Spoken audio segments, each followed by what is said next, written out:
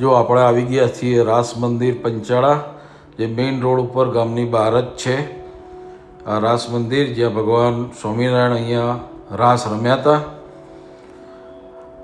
પંચાળા ગામનો ઇતિહાસ એવું કહે છે કે તિલક ચાંદલાની શરૂઆત ભગવાન સ્વામિનારાયણે આ ગામમાંથી કરી હતી. જય સ્વામિનારાયણ. આજે આપણે આવી ગયા છીએ પંચાળા ગામ, જિલ્લો જુનાગઢ. સ્વામિનારાયણ સંપ્રદાયમાં અત્યંત પવિત્ર અને ઐતિહાસિક સ્થાન ધરાવે છે.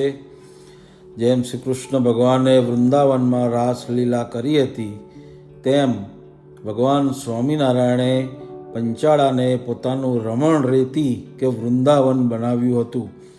સ્વામિનારાયણ ભગવાને પંચાળા ગામમાં અવારનવાર પધારીને આશરે 28 વખત અદ્ભુત લીલાઓ કરી છે. જેમાં વિક્રમ સંવત 1879ના ફાગણ સુદ પૂનમના દિવસે રમાયેલો મહારાસોત્સવ સુવર્ણ અક્ષરે અંકિત થયેલો છે. જે આ પંચાળા ગામ મહાપ્રસાદીનું ગામ છે. જો સામે દેખાય તે પ્રસાદીની છત્રી છે. ભગવાને અહીંયા અનેકવાર વચનામૃતો કહેલા છે. તે આ જગ્યા છે પ્રસાદીની.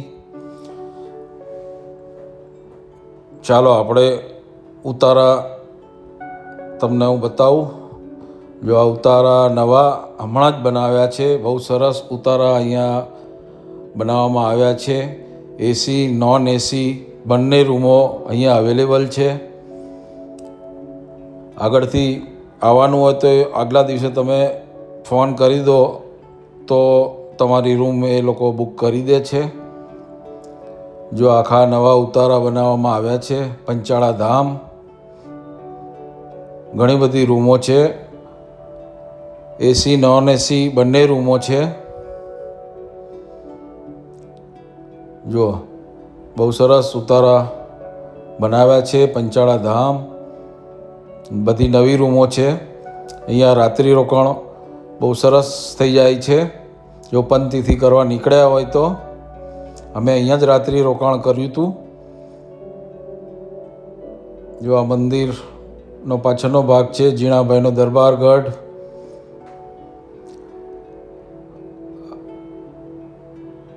જો ઝીણાભાઈ ફાર્મ પંચાળા, અનાદિમુખજી ઝીણાભાઈ ફાર્મ. આ પ્રસાદીની ખોરી જોવાની ખાણ છે ભગવાન વખતની. પ્રસાદીની ખાણ, એના પણ દર્શન થઈ રહ્યા છે આપણને. જો અહીંયા ગૌશાળા છે પાછળ, ઘણી મોટી ગૌશાળા છે.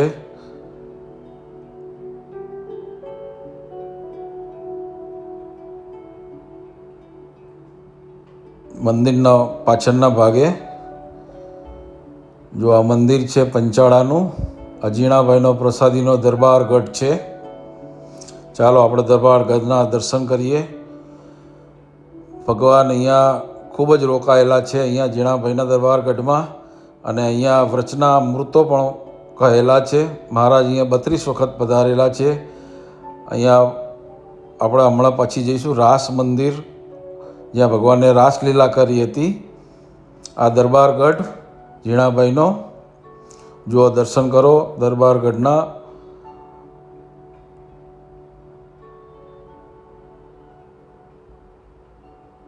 સ્વામિનારાયણ મંદિર, સ્વામિનારાયણ ધામ પંચાળા.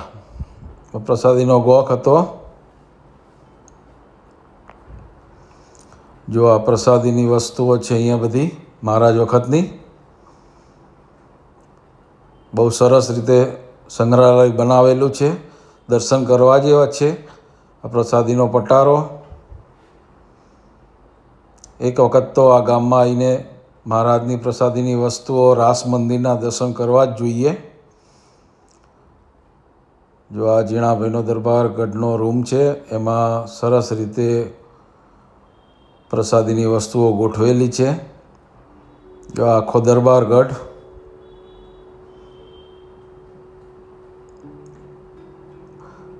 આ પંચાળા ધામ સૌરાષ્ટ્ર પંચ તિથિમાં આવે છે, તો જરૂર પધારજો.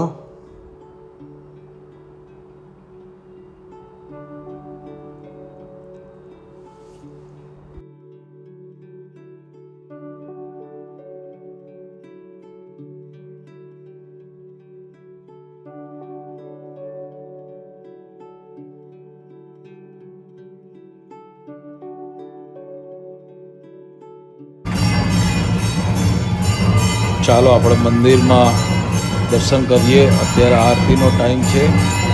મંદિરના આરતીના દર્શન કરીએ અને મંદિરમાં પણ દર્શન કરીએ. તો આવો મારી સાથે, ચાલો દર્શન કરીએ.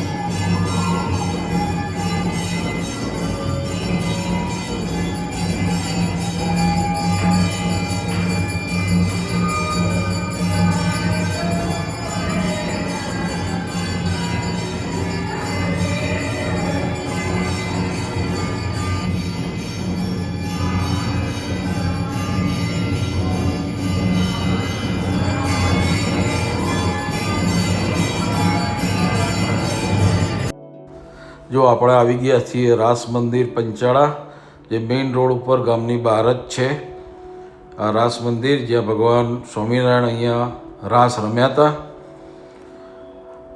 પંચાળા ગામનો ઇતિહાસ એવું કહે છે કે તિલક ચાંદલાની શરૂઆત ભગવાન સ્વામિનારાયણે આ ગામમાંથી કરી હતી અને સંતો અને કાઠી દરબારો અહીંયા રાસ રમ્યા હતા ભગવાન સાથે. જ્યારે તે વર્તુળકારે રાસ રમવા ઊભા રહ્યા ત્યારે ભગવાને એક અદ્ભુત ઐશ્વર્ય પ્રગટ કર્યું હતું અને રાસ કુંડાળામાં જેટલા સંતો હતા ભગવાને તેટલા જ અનંત સ્વરૂપો ધારણ કર્યા હતા અને સંતો સાથે મહારાજ રાસ રમ્યા હતા. નંદ સંતો અહીંયા કીર્તન ગાતા હતા આ જગ્યા પર અને ભગવાન સ્વામિનારાયણ ભક્તો સાથે રાસ રમતા હતા. તે આ પવિત્ર જગ્યા છે. અમારી ચેનલને લાઈક સબસ્ક્રાઈબ જરૂરથી કરજો. આવનારા વિડીયો તમને જલ્દી મળી જાય. આ પ્રસાદીની છત્રી છે.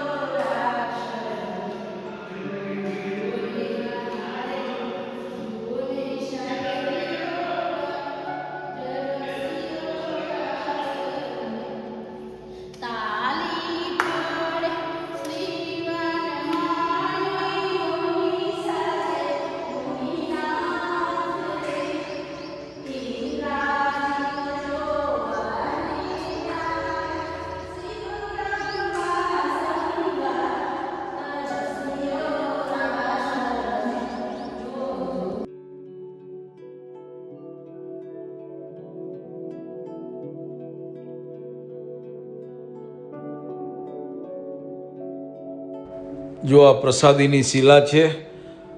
સંવત 1879માં ભગવાન અહીંયા બેસીને જ્યારે પંચાળામાં આવતા ત્યારે આ શિલા ઉપર બેસીને સ્નાન કરતા હતા.